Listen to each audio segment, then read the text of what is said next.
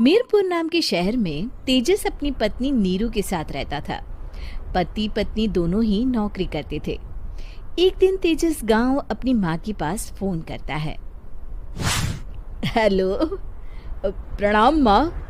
जीते रहो माँ, तुम दादी बनने वाली हो हैं? अरे वाह, ठीक है बेटा, मैं कल ही आती हूँ। जब माँ जी शहर पहुंची तो बेटे बहू ने बहुत अच्छे से स्वागत किया। लीजिए माँ जी, चाय। अरे गर्मा गर्म पकोड़े ले आओ माँ के लिए। नीरू रसोई में गई और 2 मिनट में ही पकोड़े ले आई। जी ये लीजिए। बहू जादू से बनाए हैं क्या?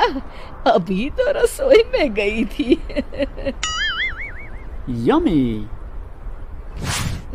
माँ जी, शीला रसोई में पकोड़े तल रही है, मैं बस लेकर आई। हे भगवान, मेरा धर्म भ्रष्ट कर दिया तूने। अब तो गंगा जल से शुद्धिकरण करना होगा।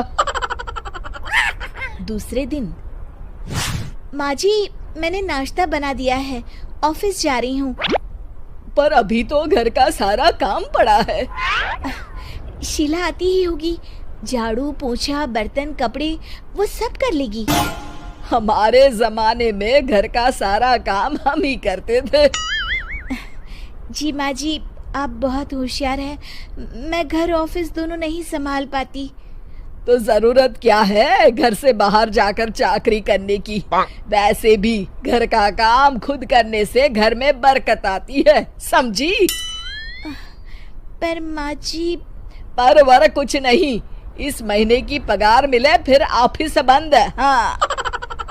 रात को नीरू तेजस से कहती है, सुनिए जी, माँ जी बोल रही थी कि मैं नौकरी छोड़ दूं।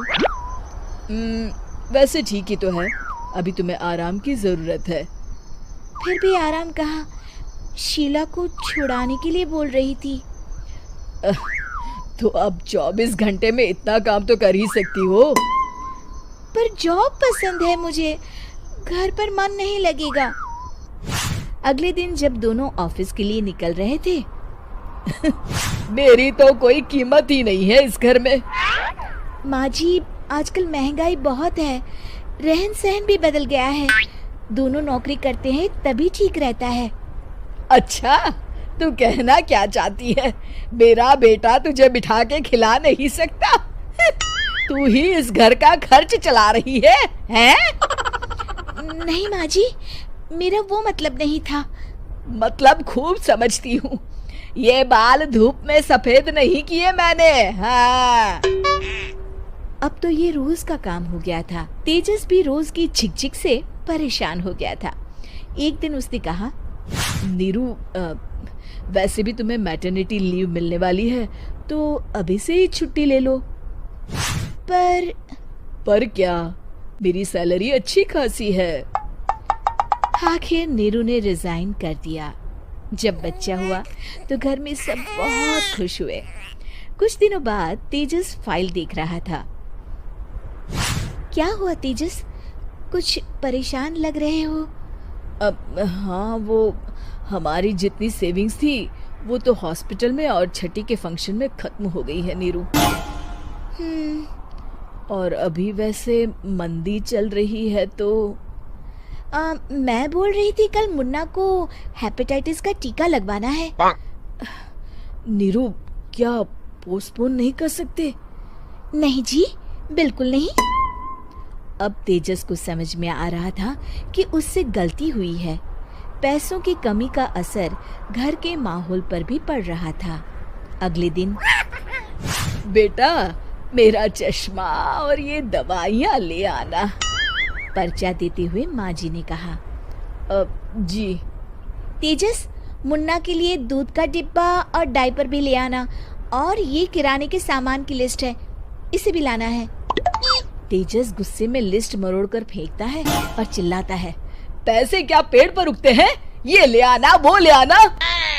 अरे पर ये जरूरत का सामान ही है।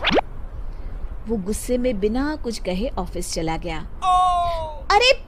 अरे लंच तो ले जाइए। नीरू दौड़कर डिब्बा पकड़ाती है एक दिन खाना खाने के बाद, नीरू, अब तो मुन्ना कुछ बड़ा हो गया, तो अब तुम वापस ज्वाइन कर लो ना जॉब। पर इस रिसेशन में जॉब मिलना बहुत मुश्किल है। ट्राई तो करो। फिर मुन्ना? माँ जी है ना, और एक फुल टाइम मेड भी लगा लेंगे। पर माँ जी, उन्हें तो पसंद नहीं। तभी माँ जी वहाँ आ जाती है और प्यार से नीरू के सर पर हाथ फेरते हुए बोलती है, अब मेरी समझ में आ गया बहू, पहले के और अब के समय में अंतर है। तुम काम शुरू करो, मुन्ना की जिम्मेदारी मेरी। मेरी प्यारी माँ जी। ये कहकर नीरू उनके गले लग गई। शिक्षा, परिवर्तन संसार का नियम है, हमें भी समय के साथ चलना चाहिए। उम्मीद है कि आपको हमारी ये कहानी पसंद आई होगी। कृपया हमारे चैनल को सब्सक्राइब करें और सभी अपडेट्स के लिए बेल आइकन जरूर क्लिक करें। और हाँ, वीडियो लाइक और शेयर करना मत भूलिएगा। Bye bye.